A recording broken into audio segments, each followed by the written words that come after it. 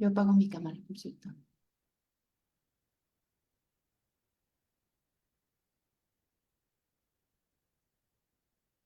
Hola, ¿qué tal? Muy buen día a todas y a todos. Es un placer darles la bienvenida a la charla de apertura en este ciclo de pláticas de charlas titulada Eurasia ante el cambio climático 2024. Y el día de hoy justamente vamos a iniciar esta serie de charlas con la presente ponencia titulada Cambios desde el enfoque geopolítico en el espacio postsoviético, la COP29 de Azerbaiyán. Y antes de iniciar, primero quisiera agradecer, por supuesto, a las organizadoras, al Grupo de Estudios sobre Eurasia, GESE, y bueno, mencionar particularmente a Wendy y Sintley, que también han estado organizando todo esto y que han estado detrás, tras bambalinas de este evento. Y bueno, antes de arrancar y de darle, por supuesto, la bienvenida a nuestra ponente del día de hoy que nos va a dar esta charla, primero comentar que en la actualidad el cambio climático se erige como el mayor desafío que enfrenta la humanidad y pone en riesgo la vida del planeta.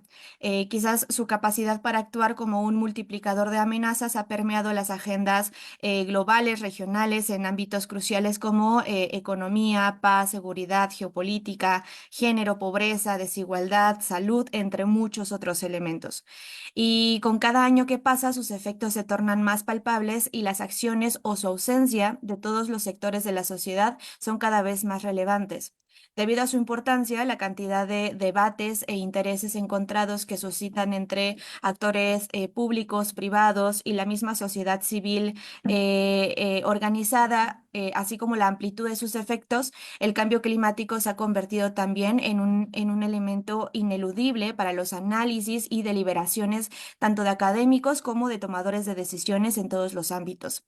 Y bueno, por esta razón, con motivo de la próxima conferencia de las Naciones Unidas sobre cambio climático, la COP29, que se llevará a cabo la próxima semana, a partir de la próxima semana, del 11 al 22 de noviembre, en Bakú, en Azerbaiyán, el GESE ha organizado este ciclo de Eurasia ante el cambio climático y precisamente en este momento vamos a dar inicio con la plática de apertura impartida por la maestra Imelda Ibáñez, quien ahora me voy a dar un poquito la libertad también de leer su semblanza o para que estemos un poco en sintonía.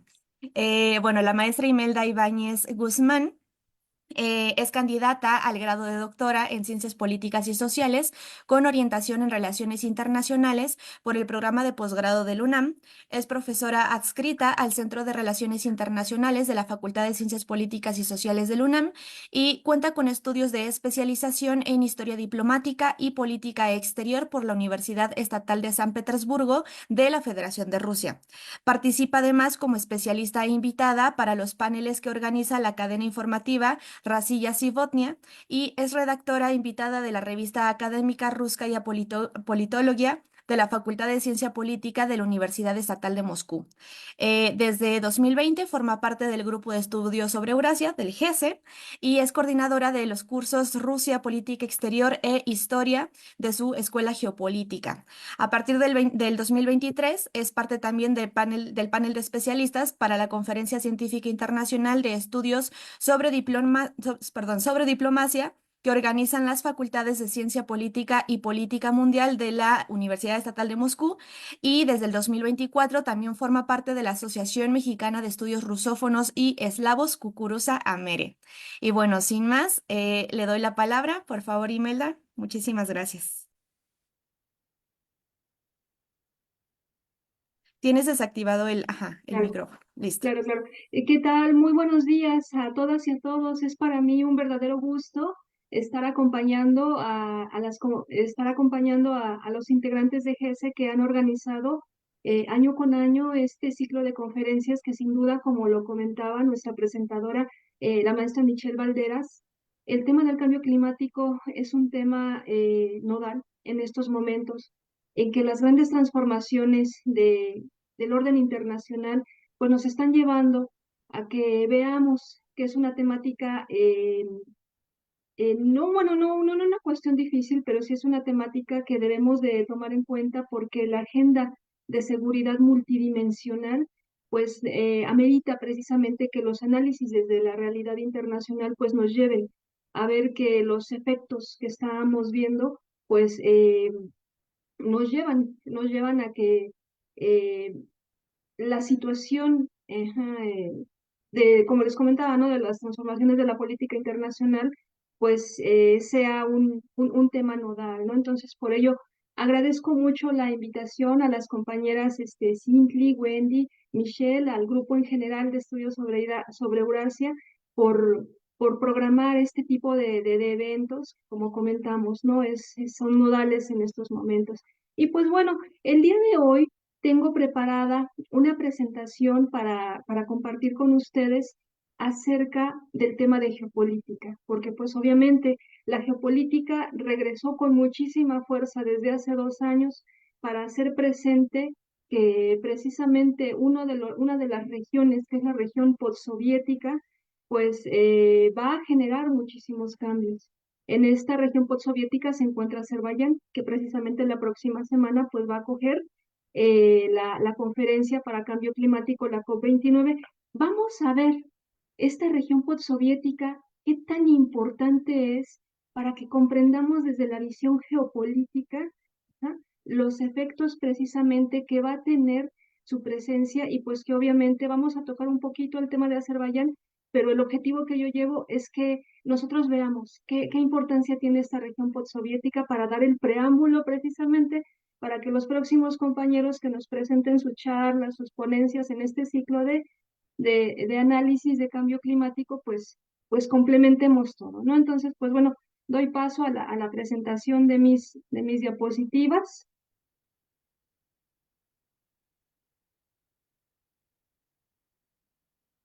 Muy bien. Pues bueno, titulé mi presentación El espacio postsoviético en transformación geopolítica. Como les comentaba, geopolítica es una herramienta que para nosotros los internacionalistas pues es singular y es muy importante para cuando debemos de hacer análisis desde la forma del espacio, área, territorio, frontera y saber de cómo o la forma a través de la cual pues decantamos precisamente, ¿no? Estos tipos de resultados, estos tipos de análisis para, pues, promover, ¿no? Promover el estudio, ¿no? En estos términos. Reitero, geopolítica es herramienta para el estudio de la política internacional cuando debemos de decantarnos hacia los conceptos de espacio, área, influencia, desde geopolítica clásica. Desde geopolítica crítica, pues obviamente agenda multidimensional. Esta agenda multidimensional tiene precisamente el tema del medio ambiente como uno de los puntos también principales, ¿no?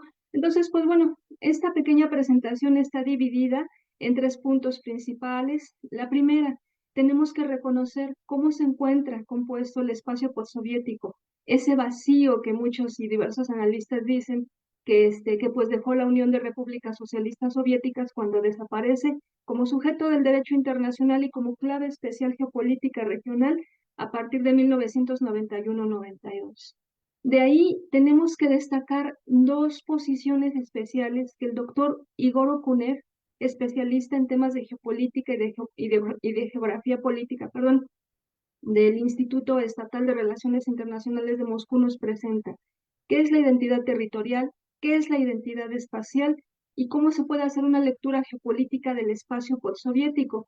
Y para ello, en un tercer punto, nos vamos a apoyar de los actores y factores claves para el análisis espacial en la conflictiva de la región, porque una vez que la Unión Soviética desapareció, pues obviamente se generan diversos conflictos a través de los cuales pues debemos de, debemos de reconocer que es una caída que no ha terminado. O sea, eso yo lo debo de decir, es una hipótesis que tengo y que también les voy a presentar la reflexión que llevan otros 2 profesores del Instituto Estatal de Relaciones Internacionales de la ciudad de Moscú, ¿no? La Unión Soviética sigue cayendo, sigue implosionando.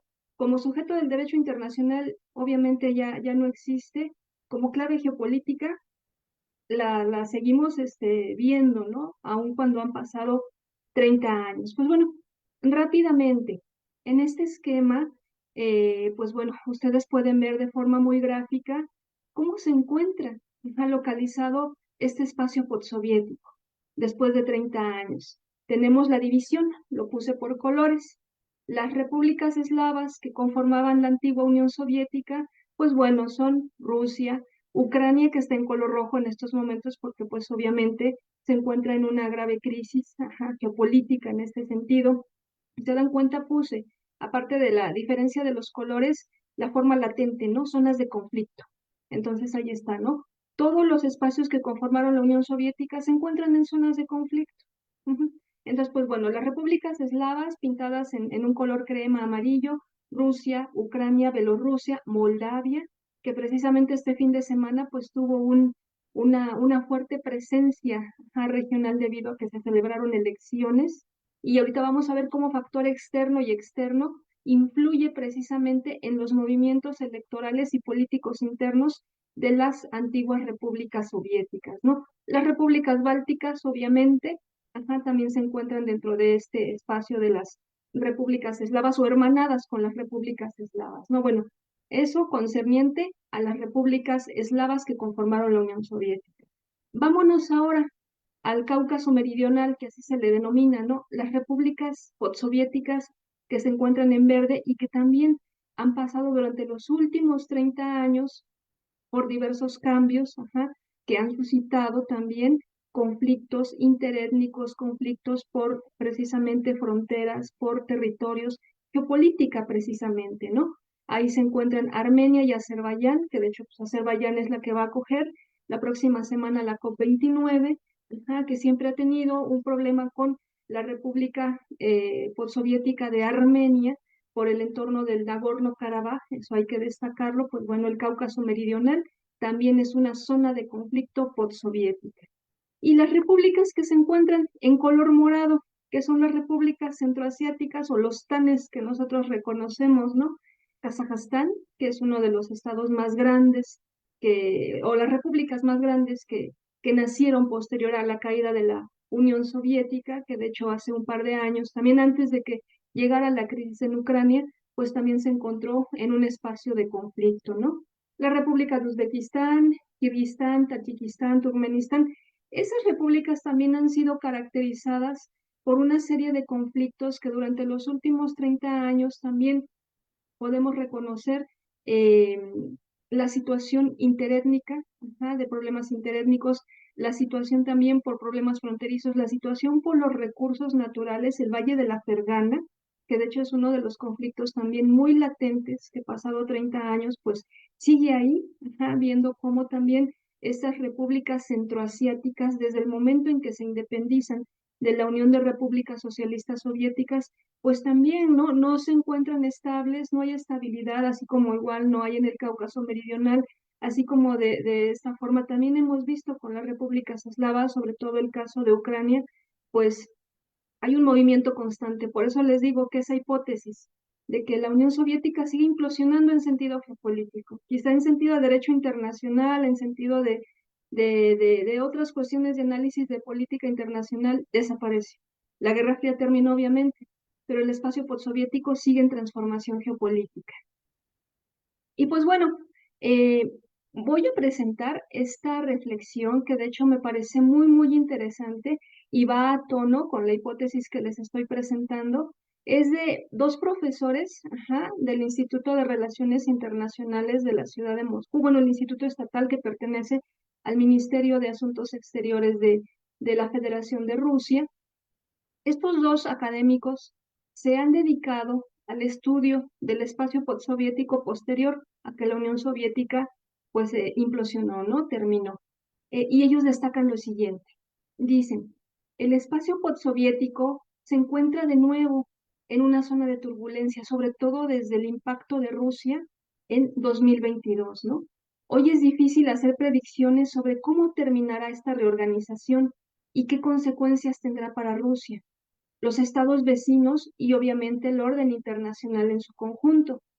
Desde hace más de 2 décadas, presentamos grandes cambios en las extensiones de la antigua Unión Soviética, desde obviamente el colapso del otrora Estado unificado. De cualquier manera, y miren esto lo pinto en rojo, es necesario separar el proceso legal del colapso de la URSS. y la dimensión histórica y geopolítica de este fenómeno. En el sentido legal, la URSS ya no existe, pero en términos históricos, el cese de la existencia de este Estado unificado no podía asegurar automáticamente la viabilidad y legitimidad de las nuevas formaciones independientes que surgían sobre sus ruinas, las repúblicas postsoviéticas. Actualmente es innegable afirmar que los acuerdos de Belovéskaya, ese acuerdo por el cual se finiquitó desde la base del derecho internacional a la Unión de Repúblicas Socialistas Soviéticas, donde se encontraban Yeltsin, Khrushchev y el líder de Bielorrusia, no llegaron a convertirse en un verdadero seguro contra la repetición del escenario yugoslavo. Entonces hay que tomarlo en cuenta porque ¿qué está pasando en Ucrania?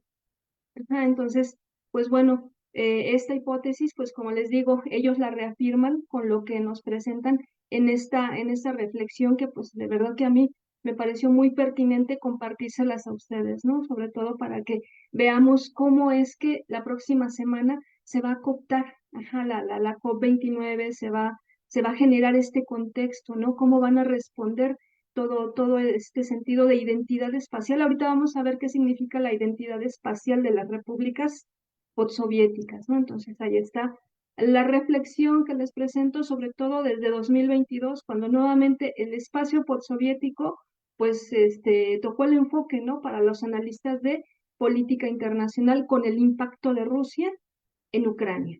Y pues bueno, tengo tres preguntas. Con estas tres preguntas tenemos que complementar la información, ¿no? Que les estoy presentando, ¿no? El espacio postsoviético sigue en amplia desintegración en sentido geopolítico, aún pasada 3 décadas. Desde mi perspectiva, sí. ¿Cuáles son los factores, tanto internos como externos, que dan, pues obviamente, el paso, ¿no? El contexto para analizar esta inestabilidad desde la caída de la Unión de Repúblicas Socialistas Soviéticas? Y pues por último, esta siguiente pregunta, bueno, inicia con una afirmación, de hecho es una segunda hipótesis que yo tengo. Rusia impactó en Ucrania el esquema unipolar de la posguerra fría al inicio de la operación especial militar. ¿Hacia dónde se dirigen los cambios en este espacio postsoviético? Entonces eso lo tenemos que ir hilando para pues obviamente sacar las conclusiones, ¿no? ¿Qué significa identidad espacial e identidad territorial? ¿Qué sucedía con las nacientes repúblicas postsoviéticas una vez que pues obviamente implosiona la URSS? La independencia que pues ellas lograron, pues obviamente les generó que empezaran a tornarse en un contexto de conflictos, porque obviamente el desconocimiento en cuanto a las situaciones, sobre todo fronterizas, ajá, después de que se empezaron a reconocer por los tratados de independencia, pues caracterizaron a que empezara la inestabilidad, ¿no? Entonces, el surgimiento de la relación entre la práctica espacial, que así se reconoce a geopolítica. La geopolítica es la práctica espacial de los estados para mantener una influencia en un enclave, en un espacio determinado territorial, ¿no? De las repúblicas postsoviéticas y la definición de su herencia política como forma de gobierno, ¿no? Ahí está uno de los primeros retos que tuvieron estas repúblicas postsoviéticas al independizarse, cómo iban a generar una práctica espacial o sentido de geopolítica si necesitaban primero definirse dentro de una identidad territorial. La identidad territorial, nos dice Igor Okunev, es la que me permite que me caracterice por lo que yo tengo, ¿ja? Por la forma unificada que tengo dentro de mi categoría de geografía política, para así precisamente poder identificarme en un entorno. Cada una de las repúblicas postsoviéticas tenían que empezar a hacer un análisis como de intromisión para saber qué era lo que las caracterizaba y de ahí iniciar una práctica espacial, cosa que pues obviamente después de 30 años siguen buscando y siguen definiéndose, ¿no? Una vez que estas repúblicas postsoviéticas empiecen a definir su identidad territorial, ¿ah? Tienen que empezar ahora a trabajar su identidad espacial. La identidad espacial, nos dice también Igor Okunev, es la forma a través de la cual los vecinos, en este caso las otras repúblicas postsoviéticas, ¿no? Porque o sea, es un conjunto finalmente, ¿no? O sea, la URSS cayó, pero pues obviamente las fronteras no se deshicieron, las fronteras, o sea, quedaron ahí, surgieron problemas. ¿Cómo es que ahora independientes cada una de las repúblicas postsoviéticas iba a definirse una con otra? ¿Cómo es que iban a atender esos puentes de cooperación en lugar de generar espacios de conflicto? Ajá, entonces esta identidad espacial es la que precisamente se encuentra en el punto nodal para generar los conflictos, porque en lugar de que esta identidad espacial generara a las repúblicas postsoviéticas un espacio para, pues obviamente, tender, ¿no? A la cooperación, esta identidad espacial hizo que se implosionara y pues obviamente por tipologías de cuestiones étnicas, por tipologías de lucha por recursos naturales, por la tipología, ¿no? Precisamente nada más del conflicto entre reconocimientos de fronteras, de territorios, pues generó, ¿no? Una inestabilidad en el espacio postsoviético que la hemos visto desde las últimas 3 décadas, ¿no? Entonces aquí tenemos que ver que geopolítica, la seguridad territorial, ¿no?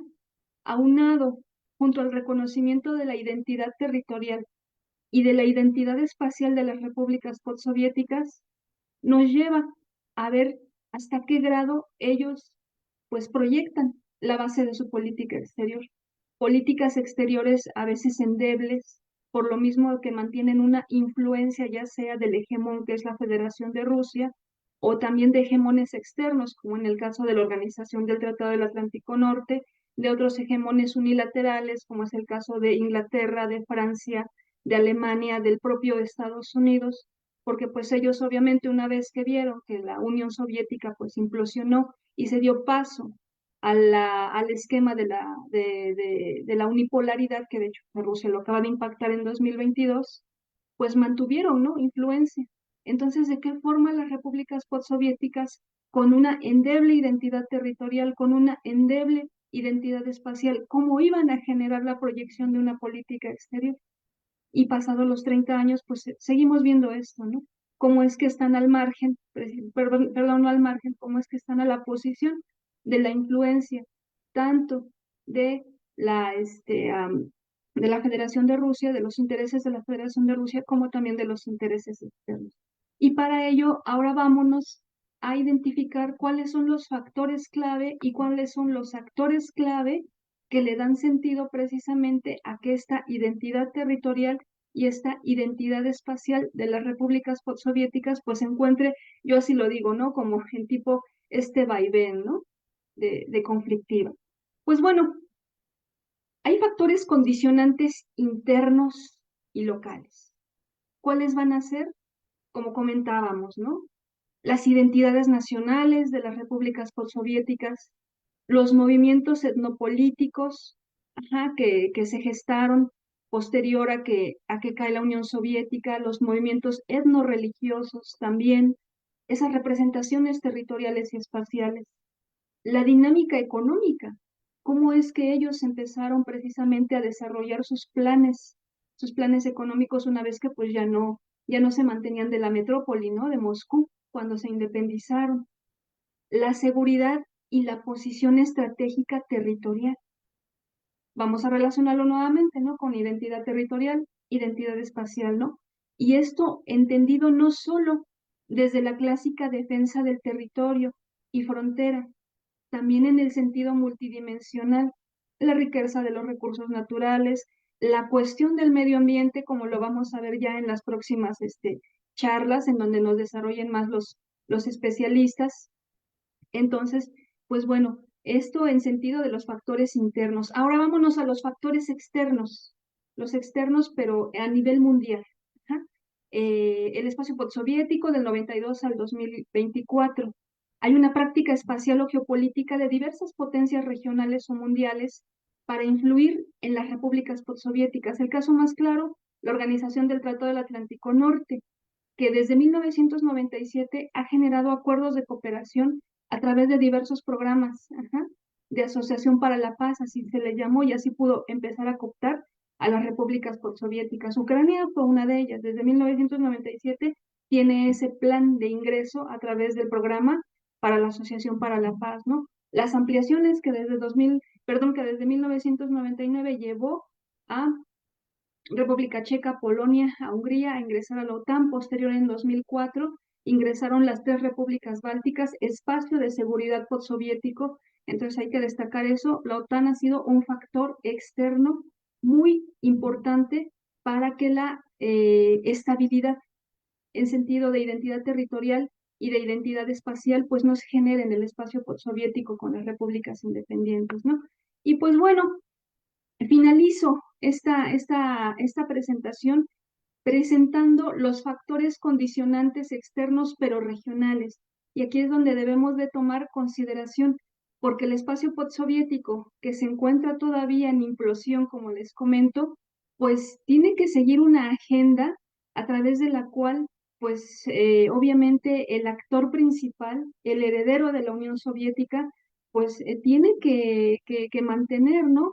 Una posición de defensa a través de los intereses de su seguridad, y por ello es que genera diversos mecanismos de cooperación para que aun cuando las repúblicas postsoviéticas independientes ya lleven un camino precisamente soberano, pues este hegemón, la Federación de Rusia, pues siga manteniendo una posición especial de influencia con ellos, ¿no? Por ello es que se crea la Organización de Cooperación de Shanghái, la Organización de la Unión Eurasiática.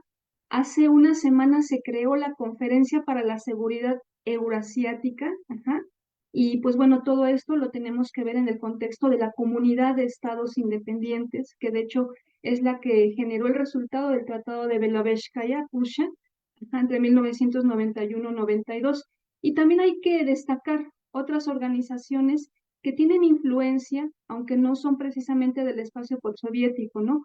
Como es la Organización para la Seguridad y Cooperación de Europa, que pues fue el resultado, ¿no? De la petición que hizo Mikhail Sergeyevich Gorbachev de la creación de la Casa Común Europea, ¿no? Con la firma del Tratado de Helsinki, con la creación de esta primera carta, ¿no? En donde se decía que Rusia podía pertenecer al espacio de seguridad euroatlántico siempre y cuando, pues, sus consideraciones, sus intereses, tanto de seguridad como de política exterior, pues fueran tomados en cuenta y equilibrados, ¿no? Hacia el área de seguridad euroatlántica.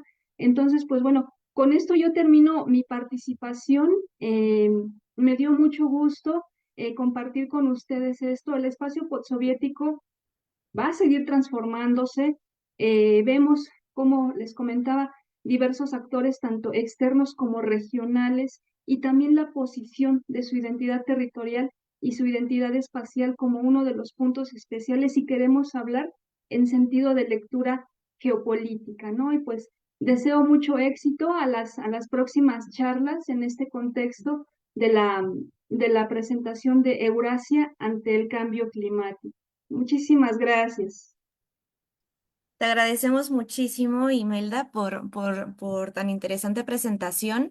Y tenemos por aquí un par de preguntitas. La primera, ¿cómo es que la COP29, perdón, cómo el que la COP29 se lleve a cabo en Azerbaiyán se relaciona con su identidad espacial indeleble que mencionas? Te leo las otras preguntitas también, si quieres, para que vayas respondiendo en general. ¿Qué retos esperan para la COP29 y, y también qué resultados se podrían esperar de esto?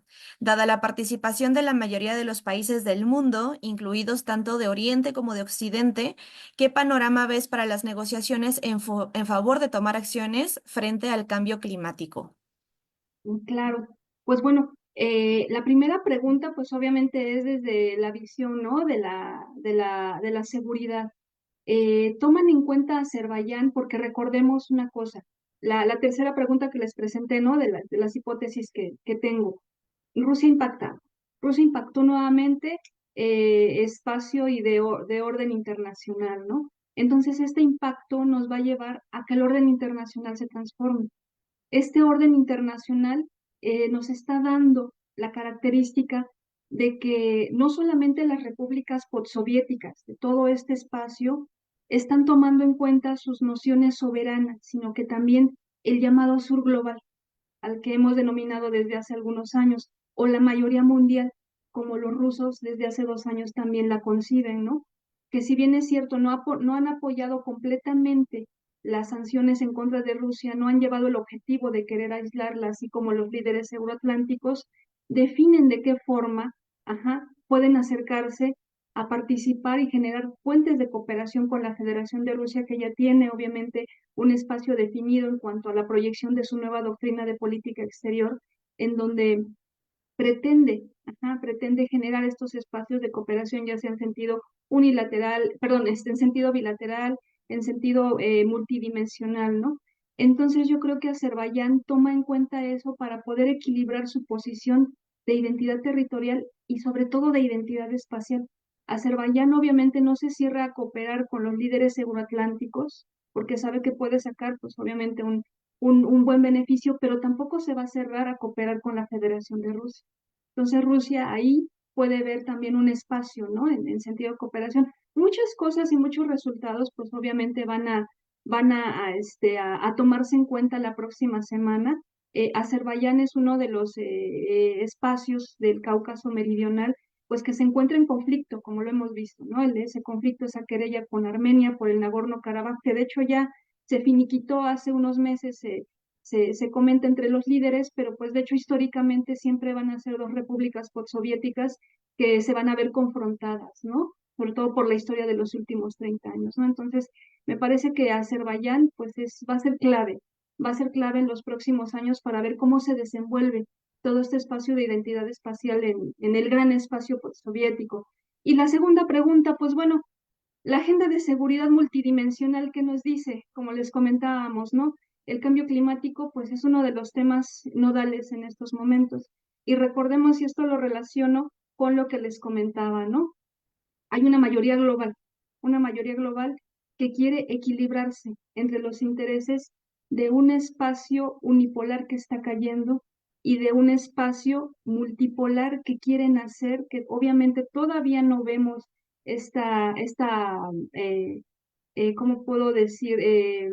Este crecimiento del nuevo orden internacional, pero que está tomando forma, que vamos poco a poco para ver hacia dónde las condicionantes precisamente, tanto en sentido geopolítico como de cooperación, nos van a llevar a que pues los nuevos espacios de la agenda multilateral y de esta agenda multidimensional, pues esa es la palabra, ¿no? Se dimensionen para que en el nuevo esquema, en el nuevo entorno de estas transformaciones internacionales, pues obviamente el tema del cambio climático pues sea uno de los puntos especiales a cooperar entre todas las naciones que, como los rusos dicen, las naciones soberanas que no se están cerrando a, a cooperar con ellos, ¿no? Y que de hecho también Rusia, y con esto termino esta pregunta dentro de su nueva estrategia de política exterior, el tema del medio ambiente, el tema del cambio climático, lo tiene dentro de uno de los capítulos especiales de esta doctrina. Los invito a que ingresen al Ministerio de Asuntos Exteriores de la Federación de Rusia. Ahí está ya el documento aprobado desde abril del 2023, en donde, reitero, tema de medio ambiente se encuentra pues muy vinculado a la nueva forma a través de la cual Rusia quiere proyectar esa forma de buscar la multipolaridad, como decía el padre de la doctrina de la política exterior de Rusia, Yevgeny Primakov.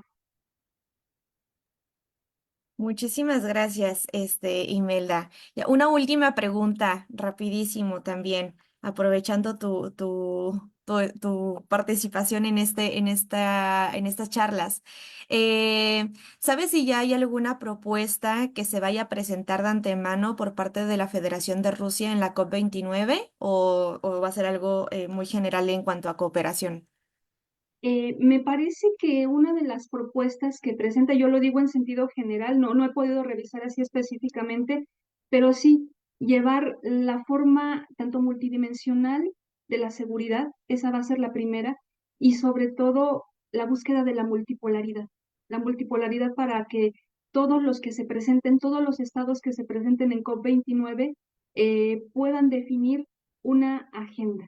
Me parece que es el objetivo que lleva Rusia. Recordemos que hace apenas unos días, pues Kazán fue la sede de uno de los mecanismos multilaterales más importantes y que de hecho van a dar mucho juego, yo así lo puedo decir, para la transformación del orden internacional que es el BRICS.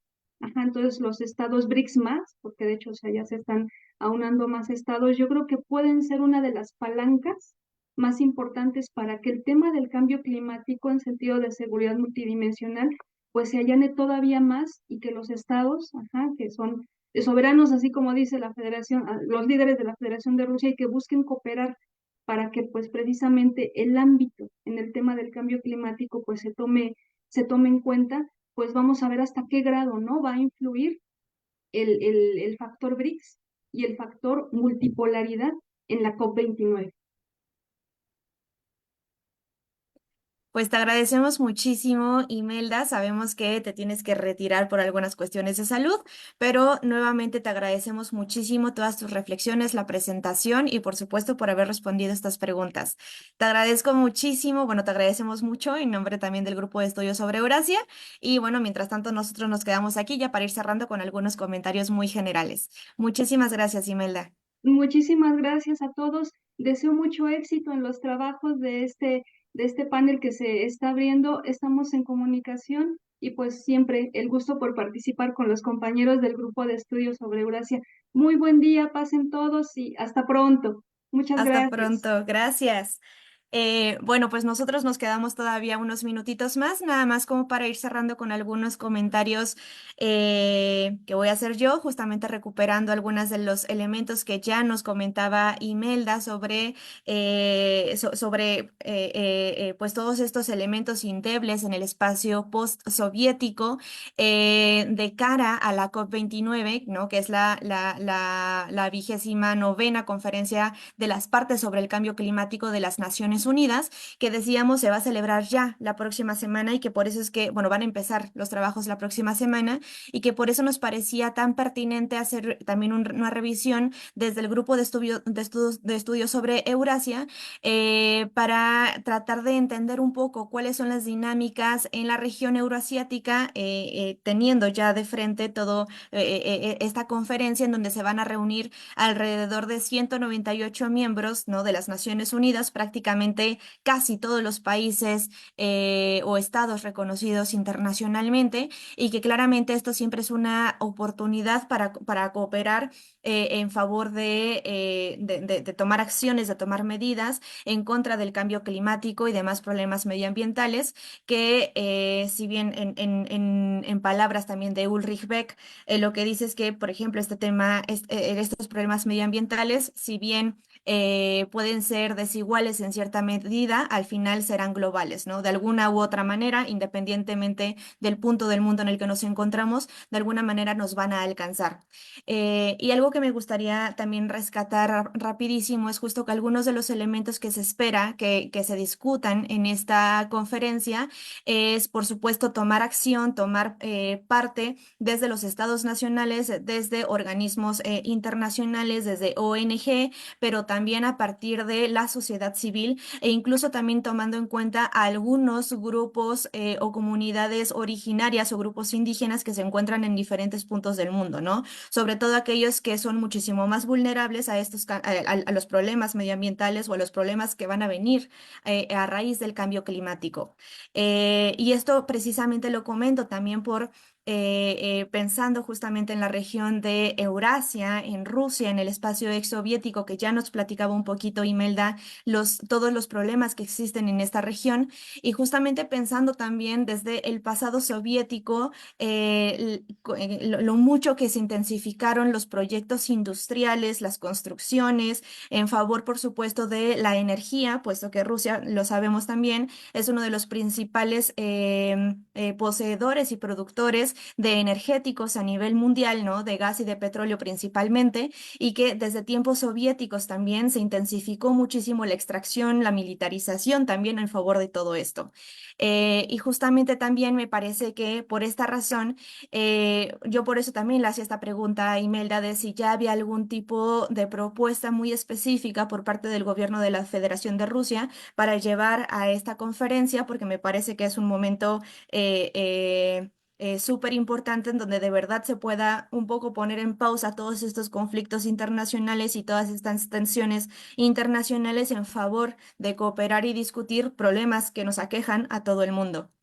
Y particularmente, por ejemplo, en el Ártico ruso, bueno, en el Ártico en general, ¿no? Que es una de las zonas más vulnerables por cuestiones medioambientales y que además es una de las zonas, también es uno de los espacios comunes que más interesa preservar, cuidar y demás en el mundo, por la naturaleza también o por los elementos cruciales que tiene esta zona para todo el planeta, ¿no? Simplemente desde que funciona como un refrigerador global, ¿no? Que regula las temperaturas en el mundo y que lamentablemente en las últimas décadas la extensión o el grosor de los hielos de los glaciares cada vez ha disminuido más.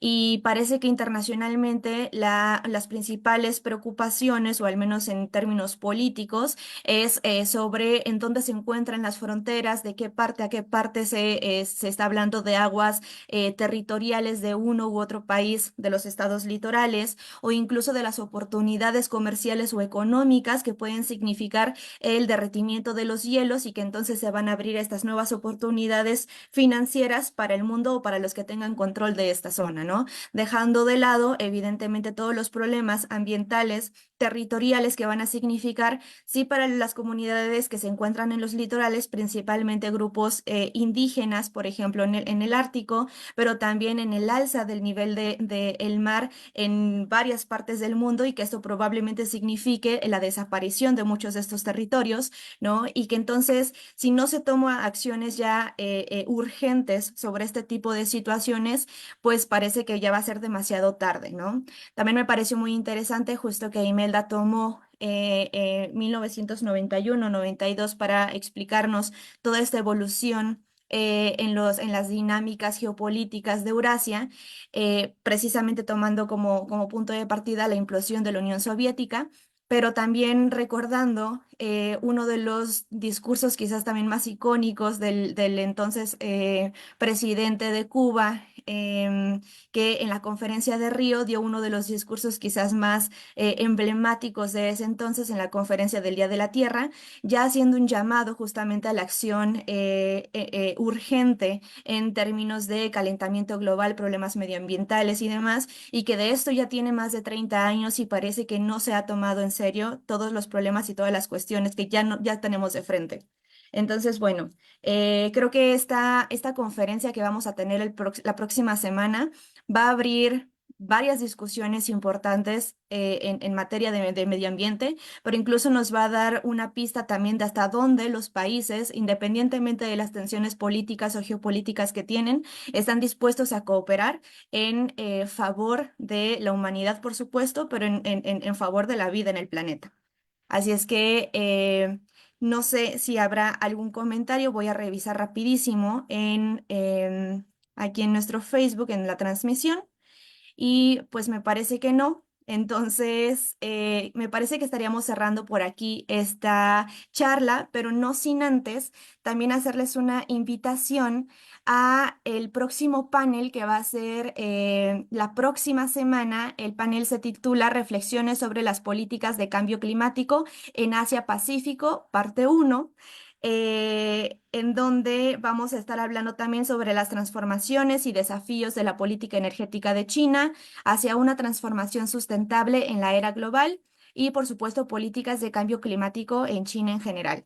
Así es que, bueno, les seguimos esperando. Estén también atentos de las redes sociales del grupo de estudios sobre Eurasia, porque ahí vamos a estar subiendo la publicidad, los carteles de las próximas charlas y, por supuesto, seguir dando seguimiento a la par de este evento, de esta conferencia y ver cuáles son los resultados. Les agradecemos muchísimo su asistencia, su participación y demás. Y pues nada, muchísimas gracias al grupo de estudios sobre Eurasia, nuevamente a Wendy, a Cintly por la organización. Muchísimas gracias y buen día a todas y a todos.